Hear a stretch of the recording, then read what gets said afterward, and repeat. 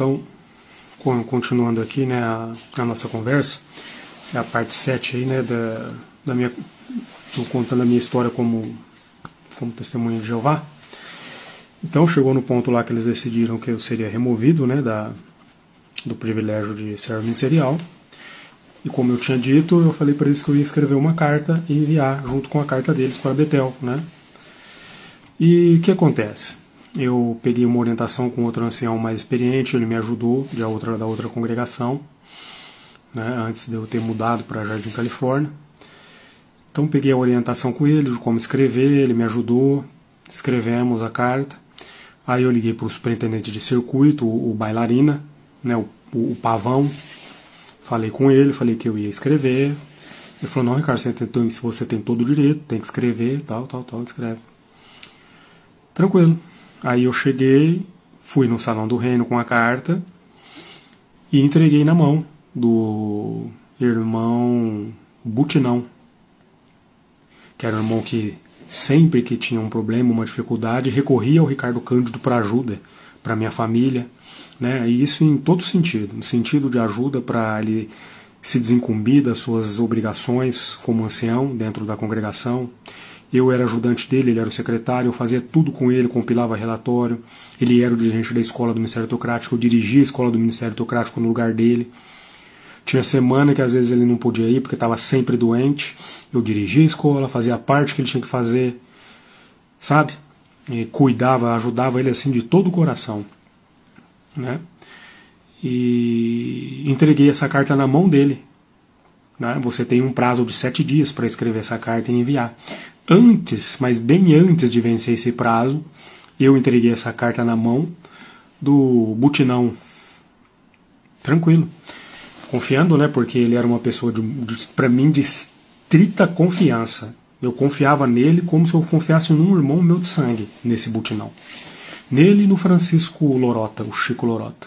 Sabe? Eram duas pessoas assim que eu tinha em mais alta estima. Era como se fosse assim, parte da minha família. Eu gostava muito deles mesmo. E eu falo no passado porque é no passado mesmo. Porque depois eu fui descobrir que são 2 mentirosos e 2 hipócritas, né? E se eles um dia ouvirem esse vídeo aqui, se eu encontrar vocês na rua, eu falo para vocês na rua, na cara de vocês sabem como é o Ricardo. É por isso que talvez vocês já devem até ter me visto por aí, ó, e desvie o caminho. Mas, bom, isso não vem ao caso aí agora. Então, entreguei a minha carta para ser entregue com a deles antes do prazo. Tranquilo. Foi embora para Betel, voltou e eles registraram registraram, estou falando com português, eles registraram o cancelamento, né, do meu privilégio como servo ministerial. Tá bom, aceitei. Como já disse no outro vídeo, fiquei muito triste, magoado, acabei mudando para outra congregação. E comecei a minha vida novamente lá na congregação Jardim, Califórnia. E a congregação Jardim, Califórnia, o salão onde se reunia, era ocupado por 3 congregações. Quando havia a visita do superintendente de circuito, como eram 3 congregações, a reunião com os anciãos e servos ministeriais eram realizadas sempre no escritório de um irmão. No escritório desse irmão que eu trabalhava para ele, que ensinou a minha profissão, que hoje eu sou grato a ele pra caramba, porque hoje se eu estou aqui na Europa, em Portugal, trabalhando na mesma profissão, foi por causa desse irmão, que ele me ensinou tudo o que eu sei da área de investigação, né, de sinistros. Me ensinou muita coisa, muito macete, então por causa dele hoje eu tenho essa oportunidade, e é uma coisa que eu sou grato pra caramba. Só que tem que falar assim por aqui, né, para torcer para que um dia ele chegue nele, né? Ele sabe que eu sou grato. Tenho certeza que ele sabe. Mas agora a gente não pode mais conversar porque eu sou apóstata. É isso aí, fazer o quê, né? Mas então, como as reuniões eram realizadas, né, com os anciãos e servos ministeriais da visita no escritório desse irmão, sempre na sexta-feira, né? Essa reunião é feita sempre na sexta-feira. Como era realizada, às vezes eles fazem as reuniões, aí eles acessam documentos, né? Analisam irmãos que estão sendo considerados para ser ancião, servo ministerial, o arquivo da congregação. Que inclusive esse irmão era o secretário da congregação Jardim Califórnia e ficava em posse dele, né? Esses documentos aí. Tranquilo. Numa dessas visitas do superintendente de circuito, até o superintendente de circuito que estava visitando na época lá era um carioca tatuado, que tem os braços tatuados e tem o nome de um semideus grego. O pessoal sabe quem é esse aí. Ele já até apareceu no JW lá, cantando musiquinha lá nos clipes musicais aí da organização. Então, numa dessas visitas aí desse superintendente, feita lá, né, a análise, né, da sexta-feira, que é feita, né, com os anciãos e servos, foi feito no escritório desse irmão, tranquilo, né? Aí eu acho que eles esqueceram alguns documentos por ali. E quando eu cheguei para trabalhar na segunda-feira, eu sentei na minha mesa, que possivelmente é a mesa que o superintendente ficou sentado, e estava lá a carta da congregação Vila Virgínia aberta, a carta que eles enviaram para Betel, falando do meu caso. E a carta que eles mandaram como cópia, né, para a congregação Califórnia, falando da minha pessoa. Pessoal, vocês não imaginam, eu peguei essa carta, isso foi em 2004, eu peguei essa carta, tirei uma cópia dela e li. Eu depois digitalizei isso e deixei salvo no meu computador. Entretanto, depois de formatação, isso, aquilo, eu vim aqui para acabou depois de tanto tempo, né? Vim para a Europa e eu esqueci o HD onde está essa carta no Brasil. Mas quando eu for para o Brasil e eu, porque está tudo guardado na casa do meu pai, a hora que eu localizar essa carta, eu vou trazer ela aqui para vocês e lá no meu canal no YouTube para mostrar para vocês a hipocrisia e a mentira desses anciãos. E eu quero ver o Magalhães, o Chico Lorota e o Butinão falar que eu estou mentindo. Esses três safados sem vergonha. Então o que acontece? Eu li a carta, e a carta, vocês não têm noção, eles poderiam ter falado tudo lá que eles quisessem de mim. As mentiras que eles já tinham contado, que eu namorava fazia tempo, que o jovem não me via como exemplo, essas lorotas, tudo tal. Só que eles têm um detalhe que eles colocaram na carta, assim: olha, nós demos um prazo para o Ricardo entregar a carta dele, recorrendo da decisão, de 1 semana, e ele não fez a carta. Nós entramos em contato com ele e demos mais 7 dias. No total aí, 15 dias eles alegaram para Betel que me deram de tempo para poder ter feito a minha carta e mandado com a deles. Olha só, gente, o nível de hipocrisia e mentira que esses anciãos são capazes de cometer. Porque a carta que eu escrevi, quando eles leram ela, eles devem ter ficado estarrecidos, porque foi uma carta muito bem escrita, com detalhes e demonstrando como eles agiam de forma autoritária e sem seguir os padrões de Jeová que eu acreditava, né? E assim foi que eu descobri, nessa oportunidade, que essa organização é realmente uma organização mantida somente por homens. Mas, como eu já disse, eu peguei e ainda assim continuei ali. E comecei a me desenvolver novamente lá na Congregação Califórnia. E eu vou contar para vocês um resumo depois, né, na próxima parte, como foi ali na Congregação Califórnia. E mesmo depois de ter descoberto essa questão, ainda assim eu continuei ali, porque eu acreditava que Deus podia corrigir a situação. E esse era o nível, né, de fé que eu tinha na organização. Um abraço então, vamos nos ver agora na próxima parte. Abração. Fala pessoal, como vão vocês? Espero que estejam todos bem. Então vamos continuar aí com a parte 8 da minha história como testemunha de Jeová. No episódio anterior, podemos dizer assim, eu finalizei demonstrando que mesmo perdendo o privilégio, eu ainda me convenci de que de alguma forma eu poderia também estar errado, agir de forma arrogante, poderia melhorar e me tornar um melhor cristão ou melhor, servo ministerial, quem sabe no futuro, quem sabe até ser designado ancião. Então mudei para a Congregação Jardim Califórnia de Ribeirão Preto. E comecei a me empenhar, né, a progredir novamente em sentido espiritual, do ponto de vista das testemunhas de Jeová. E assim foi.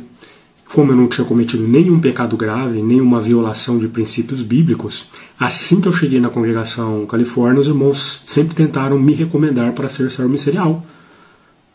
Só que para eu ser recomendado servo ministerial novamente, eu precisava do aval da Congregação Vila Virgínia, por assim dizer. Eles precisavam me perdoar, né? Então o que aconteceu? O Ricardo só pôde ser designado novamente como servo ministerial depois de 5 anos. Fui tratado como se eu tivesse cometido um pecado grave, como se eu tivesse sido expulso da congregação, porque os anciãos da congregação Vila Virgínia, da congregação anterior, não aceitavam que eu fosse recomendado servo ministerial na nova congregação. Isso é para vocês verem, né? A Bíblia diz que Deus perdoa e esquece, mas os humanos não seguem o exemplo dele, não. De Cristo, então, muito menos, né? Que falou que nós temos que estar sempre a perdoar, né, os nossos irmãos, os nossos semelhantes. Eles não perdoam nem os das nações, imagine os irmãos. Então é complicado. Mas então passou-se o tempo, trabalhei, me empenhei, aguardei o tempo, né, chateado, contrariado, mas aguardei, e novamente fui recomendado como servo ministerial, isso aí no ano 2009, acho que no meados de 2009, fui recomendado novamente servo ministerial, já servindo lá na Congregação Califórnia, e eu servia bem ali. Ajudava, porque é uma congregação que teve origem num bairro humilde, né? Nós éramos todos pessoas humildes que compunham, né, essa congregação. No entanto, tinha uns figurões, né, uns tubarões, sempre cercando a congregação, porque sabiam que ela ia construir um novo Salão do Reino, e esse Salão do Reino ia ser construído numa área nobre da cidade de Ribeirão Preto, na Zona Sul. Então, até o fim da construção desse salão da Jardim Califórnia, lá na Zona Sul de Ribeirão Preto, a zona dos tubarões, dos homens ricos, não aparecia um irmão rico na Congregação Califórnia quando era lá embaixo, no Parque Ribeirão Preto. Nunca nem visitava. Aí, construiu lá em cima, dedicou o salão, começou a aparecer um monte de Zé Ruela querendo mudar para lá. E aí vocês já viram o que acontece, né? Começou 2 blocos, os blocos dos cristãos antigos e pobres contra o bloco dos cristãos novos e ricos, né, que estavam afluindo ali agora e queriam comandar a congregação. Então virou uma briga do caramba. Pense no bolsonarismo versus o lulismo. É isso que aconteceu na Congregação Califórnia de Ribeirão Preto.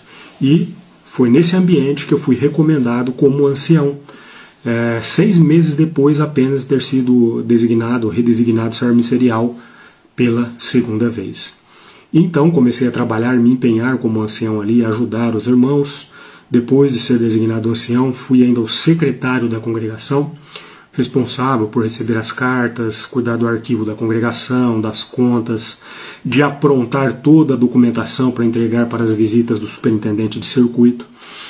Então eu tinha esse privilégio. E além disso, essa congregação, que eu pertencia, a Califórnia de Ribeirão Preto, era a congregação que servia como um polo, uma base dos irmãos que pertenciam à ordem de servos do tempo integral, que são os irmãos que trabalham na construção e outros tipos de designações aí dessa ordem, né? Quem é testemunho de Jeová leigo, né, podemos assim dizer, os publicadores, eles não têm nem conhecimento de como é o funcionamento disso. Então, às vezes entram aqui, né, querem debater isso, aquilo outro, não sabe nem do que está falando. E quer saber mais do que quem esteve lá no âmago e sabe como é o funcionamento, né, de um corpo de anciãos. Então, se você nunca teve num corpo de anciãos, não sabe como são as diretrizes, você tem que pensar bem para comentar. Você não tem know-how para fazer isso. E quando você comenta sobre determinados assuntos que você não tem conhecimento, você está dando um tiro no escuro e está se colocando na situação de passar vergonha. E a Bíblia Eu já falei aqui nesse canalzinho aqui mesmo, nesse perfil, que quando você faz isso, você é um tolo, né? E está praticando uma estupidez e vai passar vergonha. E é isso mesmo que acontece. Então tudo correu bem na congregação Califórnia, até quando eu fui designado ancião e comecei a ter contato, né, com essa parte mais interior da organização e de uma congregação. Saber mais os meandros, os detalhes de tudo, cartas, documentos. E no próximo vídeo eu vou contar para vocês o que me fez dar um start, um clique, quando eu ainda servia como ancião na congregação Califórnia.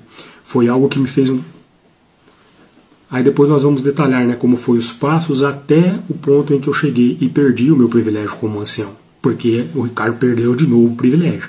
Aí neguinho vai todo mundo falar, tá vendo? Isso aí é um problema. Onde ele vai, ele perde o privilégio. Ele não tem jeito. Não tenho mesmo não. Quando é para lutar pelo que é certo e é que era correto, para mim privilégio não servia para nada. O que eu seguia era, ou segue o que está escrito na Bíblia, as orientações, ou isso aqui não serve de nada. Então, como eu tinha essa postura, é claro que toda vez que eu fosse designado alguma coisa, eu ia perder. Porque chegava lá, ninguém cumpria, e cobrava dos outros para cumprir o que eles não cumpriam. Que hipocrisia é essa? Então, nos próximos vídeos nós vamos detalhar essas situações aí, tá bem? Obrigado e até lá. Olá pessoal, como vão vocês? Bem-vindos aqui mais uma vez ao meu perfil. Chegamos então à parte 9 da minha história como testemunha de Jeová. Como vocês sabem, nas partes anteriores, eu havia perdido o privilégio como servo ministerial na congregação Vila Virgínia e me mudei para a congregação Jardim Califórnia. Ali eu progredi novamente em sentido espiritual, do ponto de vista da organização, me tornei ancião e depois me tornei o secretário da congregação, um irmão que tem acesso, né, à parte mais, vamos dizer assim, interna, recebendo as cartas da organização na época, e que fazia, né, o repasse dessas cartas aos outros anciãos. E na congregação Califórnia, né, eu já tinha latente aquilo aqui em mim, né, do que me aconteceu na congregação Vila Virgínia, da falcatrua, né, do modo pilantra e safado de agir dos anciãos. Aquilo ficou ali assim em mim, mas mesmo com aquilo ali dentro da minha mente, do meu coração, eu me alinhei e continuei, né, fazendo progresso e cheguei a ter esses privilégios. Porque eu também acreditava que de alguma forma eu também contribuí para aquilo acontecer. Essa é o tamanho, né, o grau da minha bitolagem como testemunha de Jeová. Então, quando eu recebi, foram 2 cartas no ano de 2012 que vieram lá de Betel. As 2 cartas tratavam de assuntos sigilosos, assuntos envolvendo o abuso de pequenos e o pedido de manter registros de confidencialidade, de se manter registros ali sobre as informações e ter confidencialidade. Os anciãos deveriam ser pessoas confiáveis e pessoas que sabiam guardar confidências.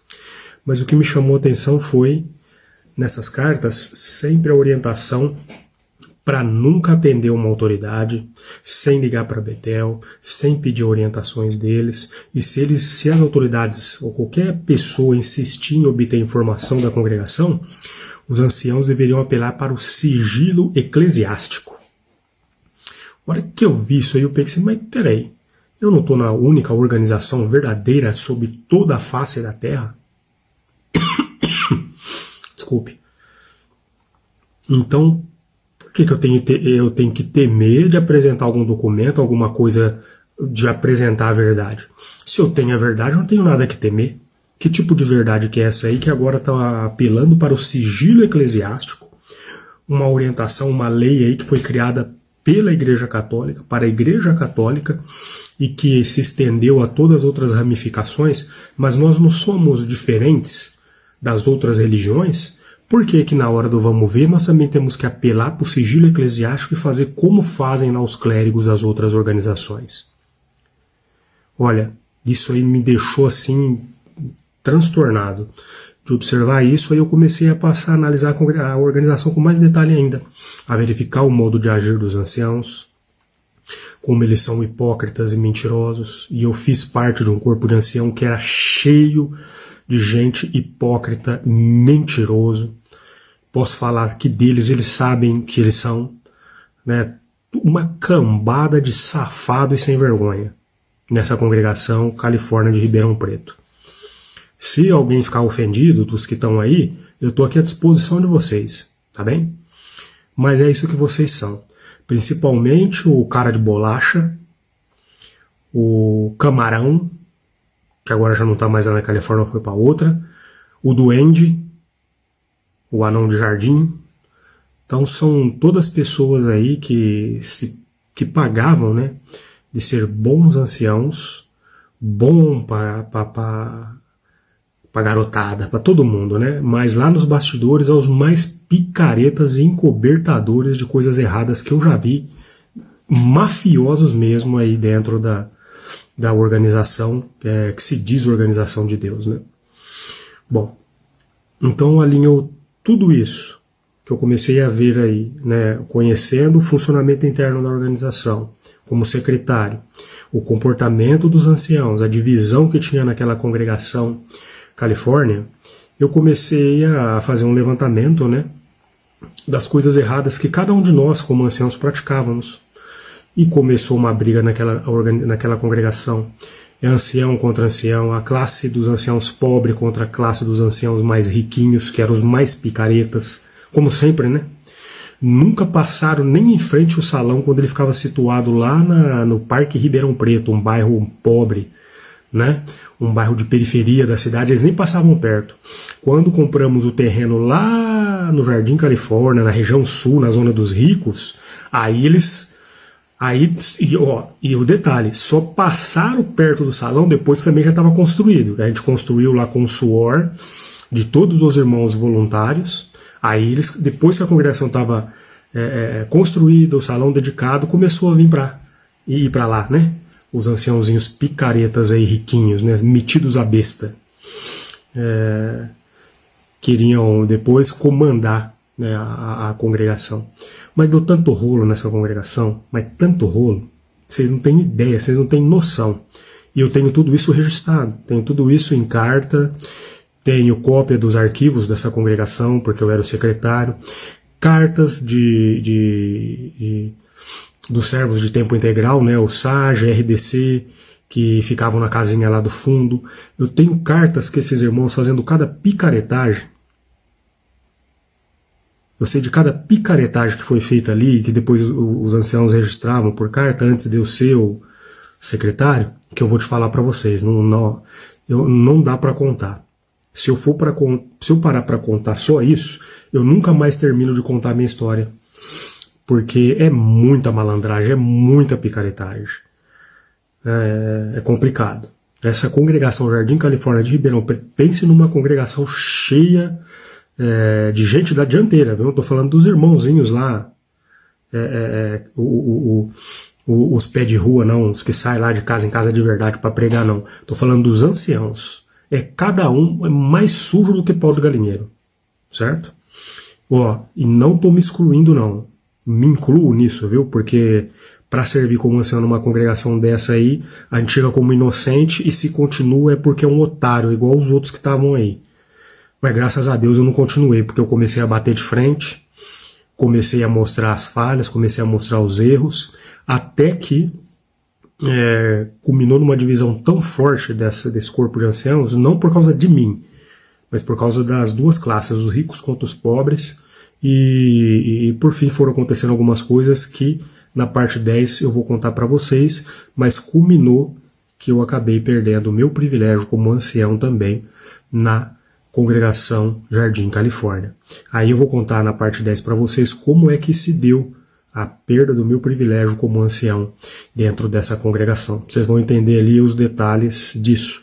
Vou esboçar um pouquinho melhor como foi essa divisão que tinha e os efeitos que isso teve, né, sobre mim, sobre a minha família e sobre os irmãos em geral, tá? Então aguardem aí a parte 10. Até já.